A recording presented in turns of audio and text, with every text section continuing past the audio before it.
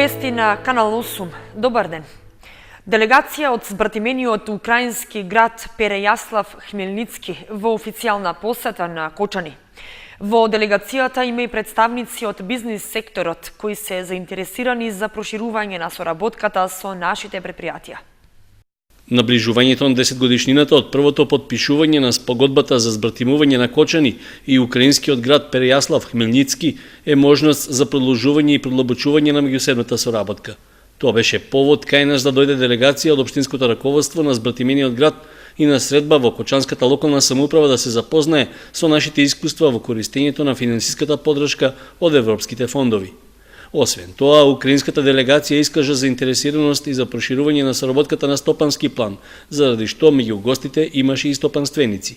Делегација приеха. Во составот на нивната делегација, покрај представниците од општината на Перејаслав Хмелницки, се наоѓаат и представници на бизнис секторот кои што се надеваат дека ќе успеат да остварат соработка со представниците на нашиот бизнис сектор. И она што произлезе од овие разговори, што е многу важно за нив е што успеа да добијат печаток дека општина Кочани е многу успешна во добивањето на проекти кои се финансираат со парите од Европската унија. Многу интересно за нив и би сакале да тоа наше знаење преземат таму за да бидат и тие исто така успешни, затоа што многу скоро и Украина ќе биде во можност да ги користи тие извори. Градоначалникот Димитровски ги запозна гостите со дел од проектите што досега се реализирани кај нас, а за кои се користени пари од европските фондови. Заклучок е дека, иако соработката меѓу двата града досега беше успешна, таа треба и понатаму да се продлабочува. Заеднички се договоривме дека е потребна соработка на повеќе полиња, да имаме соработка во делот на културата, да имаме соработка во делот на спортот и најповеќе во делот на економијата, односно да бизнисмените си го најдат своето место да можат да соработуваат. Очекуваме дека 10 годишнината која што наближува од подпишувањето на повелбата за збратимување, ќе имаме сепак и поплодна и подобра соработка. Во рамки на престојот во Кочани, украинската делегација од збратимениот Перејаслав Хмелницки ќе посети неколку наши стопански објекти, како и дел од културните и природните знаменитости во општината. Во завршна фаза е проектот за воведување на географско-информациониот систем во општините од источниот регион. Тој ќе овозможи вмрежување на општините со другите институции и подобрување на услугите за граѓаните. Започна да функционира географско-информациониот или така наречен ГИС систем на територијата на општините од источниот регион. По техничката инсталација на системот и вмрежувањето меѓу општините, завршено е воспоставувањето на така наречениот куќен модел, како и моделот за даноци. Со ова, Брегалничкиот регион е прв во државата каде институциите и граѓаните можат да ги користат придобивките од современата технологија за добивање податоци поврзани со просторното планирање. Административните лица од Кочани и неколку соседни општини имаа практична обука за ГИС системот што се реализира со експерти од словенечката компанија Калиопа, а со поддршка од Центарот за развој на Источно-планскиот регион. Официјално проектот завршува на 9 март 2015 година, со тоа што градоначалниците од регионот на 9-та седница одржана во месец мај во Македонска Каменица, едногласно донесоа заклучок да овој проект продолжи во втора фаза. Тоа е фаза на подземен катастар, со која што фаза на веќе постојниот географско-информационен состав, систем, ќе се внесат, односно ќе се надополни со податоци од водоводна и канализациона мрежа, податоци за јавно осветлување, податоци за кабелски оператори во колку се во собственост на самите општини и податоци за топлификација. Според Здравева, веќе е побарано преку Македонскиот секретаријат за европски прашања проектот да продолжи со нова 3-годишна фаза. Ко тоа ние сега не го сториме со грант кој што бараме да го обезбедиме преку Република Словенија во висина од 750.000 евра, од кои што 60% бараме да бидат грант од Република Словенија, а 40% од страна на општините. Во иднина општините сами ќе мора да финансираат за да можат да имаат подземен катастар. Согласно Законот за подземен катастар, до април 2017 година, секоја општина во државата е задолжена сите податоци од подземниот катастар електронски да ги предаде на Агенцијата за подземен катастар, односно до Агенцијата за недвижности. Инаку, граѓаните веќе можат да ги проверуваат своите географски податоци за имотот преку ГИС системот, а за таа цел можат да се поврзат на интернет адресата www.iopstina.mk/коцани. За 15% е надфрлена наплатата на данокот на имот за правните лица за 2014 година во општина Кочани. На пресконференција во локалната самоуправа беа презентирани и податоци за полнењето на буџетската сметка од истиот данок за физички лица и од комунална такса за фирмите. Првиот човек на општина Кочани е задоволен од текот на наплатата на данокот на имот и на комуналната такса за оваа година.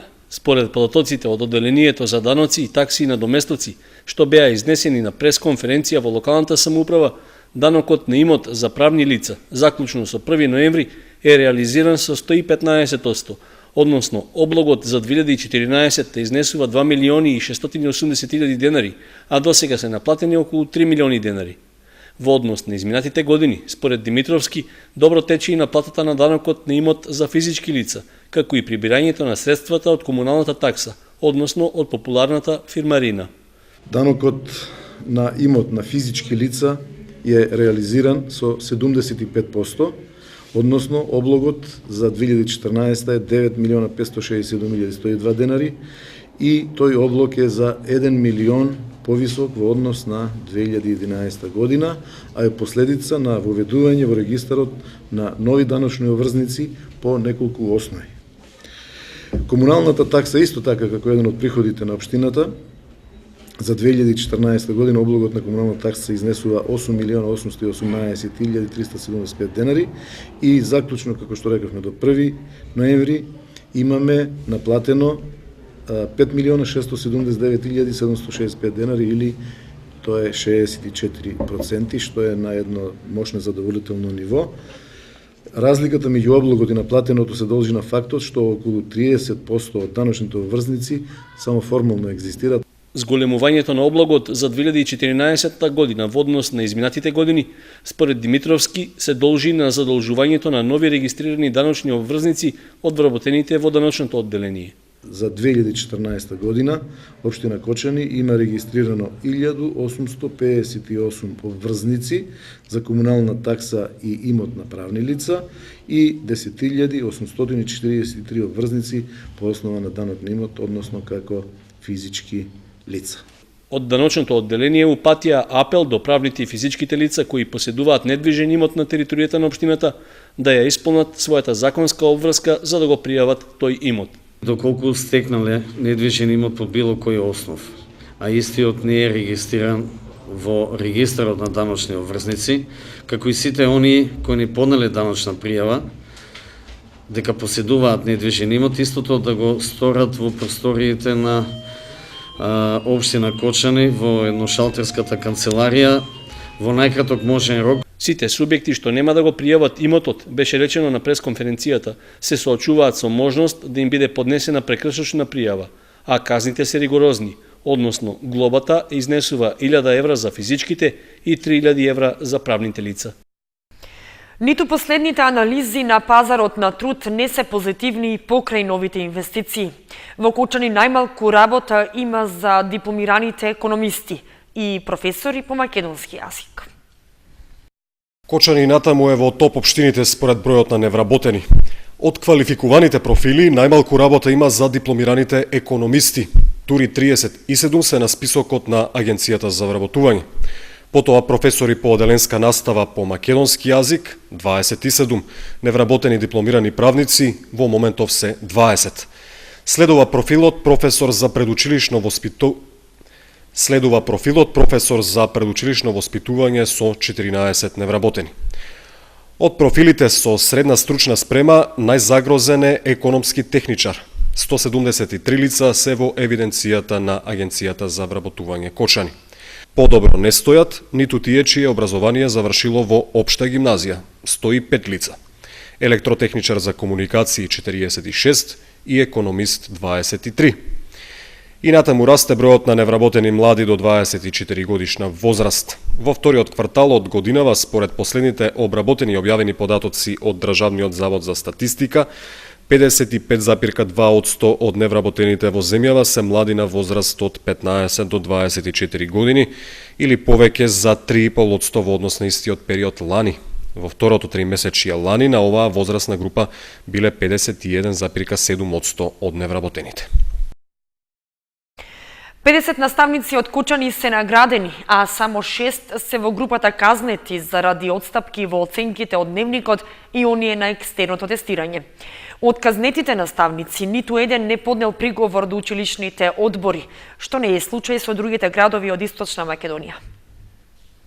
6 професори од Кочани добија казни заради отстапки во оценките од дневникот и оние од екстерното тестирање.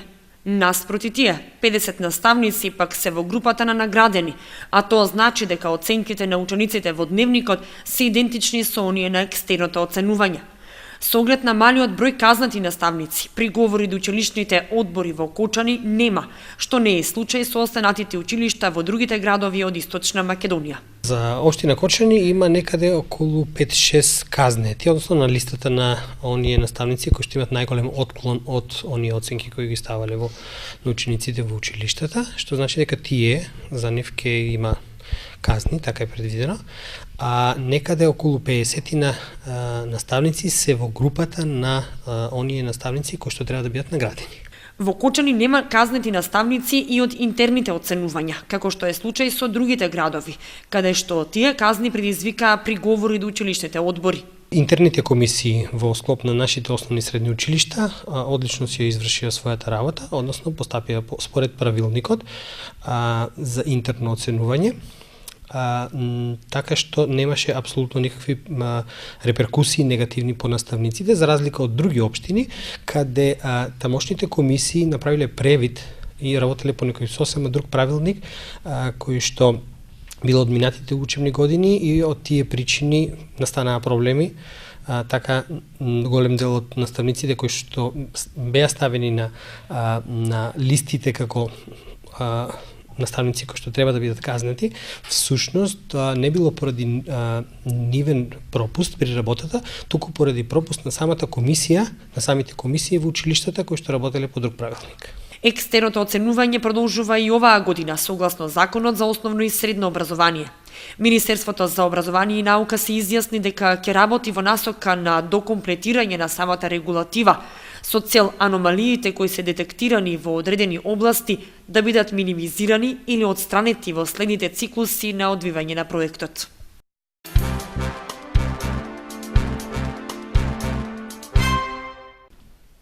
Грижа на децата за сопственото здравје е целта на работилницата што се организираше во детската градинка Павлина Велјанова клон 4.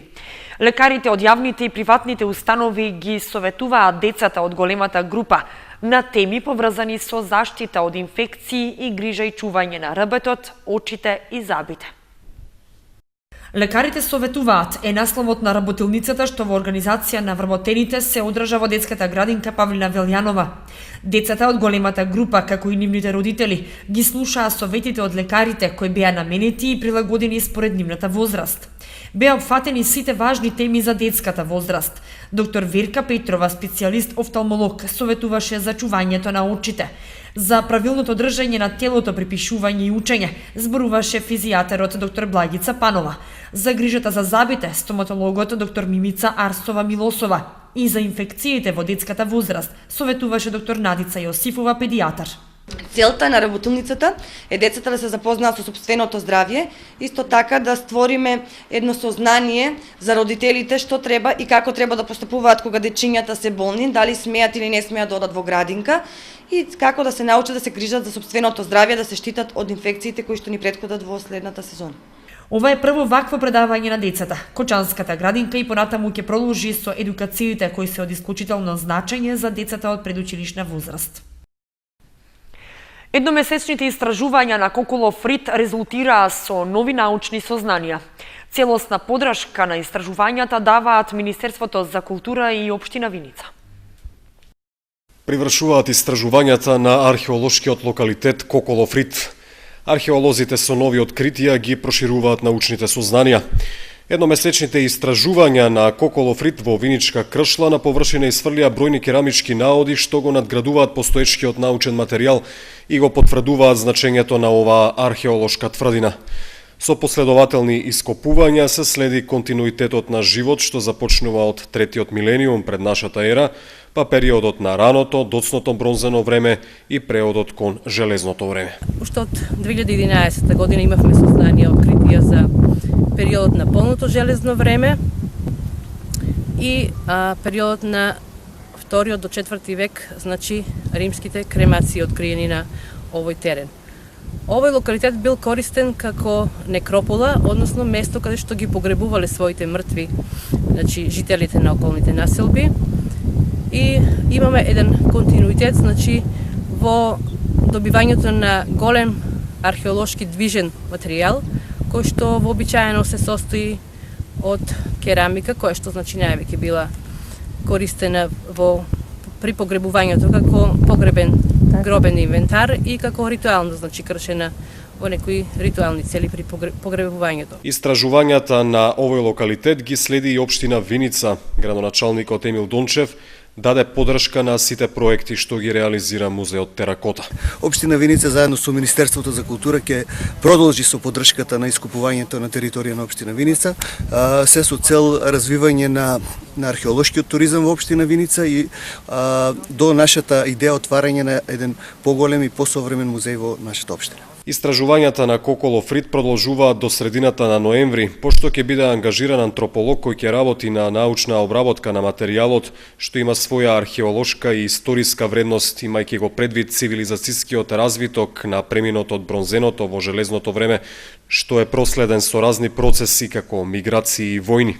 Од овој период се откриени 5 погребувања со инхумација или скелетно погребување и едно погребување со кремација, карактеристично за тој период. Од овој период имаме еден така специфичен гроб, кој што во себе внатре во него беа погребани 2 личности, од кои едната личност е возрастна, другата е детска. Погребани се со згрчена положба на телото, свртени на десната страна на телото, што е еден вообичаен начин на погребување во бронзеното време и преодниот период од бронзеното во железното време, кога луѓето сметале дека, верувале дека со погребувањето на покојниците во таа положба, која е положба на детето во утробата на мајката, го враќаат покојникот во утробата на мајката земја, на земјата. Проектот за археолошко истражување на локалитетот Коколофрит се реализира со поддршка на Министерството за култура на Република Македонија и локалната самоуправа на Виница.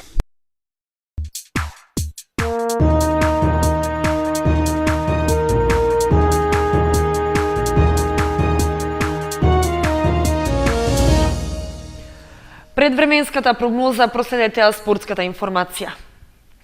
Детските фудбалски лиги полека го пополнуваат полугодишниот распоред. Комплетирано е 8-то коло. 8 коло во детската фудбалска лига Источен регион. Во генерацијата 2001 беа одиграни 4 надпревари. Резултати: Градски фудбалски клуб Осогово, Каменица Саса 5:0. Академија Апостолов Брегалница 1:1, Младост Оризари Фудбал Старс 1:5, додека надпреварот Слога Кочани беше одложен. Еден надпревар се одигра во генерацијата 2002, Осогово Каменица Саса 3:0. Два надпревари беа одиграни во генерацијата 2002-2003, Академија Апостолов Брегалница Делчево 5:0 и Младост Оризари Фудбал Старс 0:9. Надпреварот Слога Кочани беше одложен. Единствениот надпревар во генерацијата 2004 го одиграа екипите на Осогово и Каменица Саса, а истиот заврши со резултат 1:3. Фудбал Старс влезе во победничка серија во Општинската фудбалска лига. Во 5-то коло беше убедливо совладана екипата на Сокол од Соколарци. Конечен резултат: Фудбал Старс Сокол Соколарци 6:0.